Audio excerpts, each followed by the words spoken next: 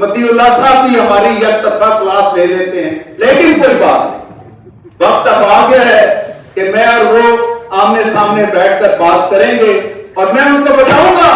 कि एस्टैब्लिशमेंट का टाउट कौन है।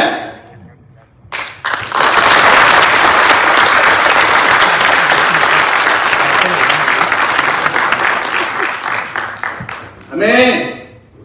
कोई ये ना बताए अपने व्यूज बढ़ाने के लिए और सब्सक्रिप्शन बढ़ाने के लिए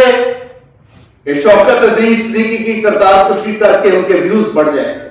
नहीं, ये काम करने वाले इस वक्त जेल की कोठरी में हैं और इंशाअल्लाह जिसने भी मेरे कैरियर को बर्बाद किया, जिसने भी मेरे पर बहुतान तराशी की, जिसने भी मेरे पे झूठे इल्जामात लगाए, मैं उनका मामला अपने अल्लाह पे छोड़, और अल्लाह से बेहतर इंसाफ करने वाला कोई नहीं।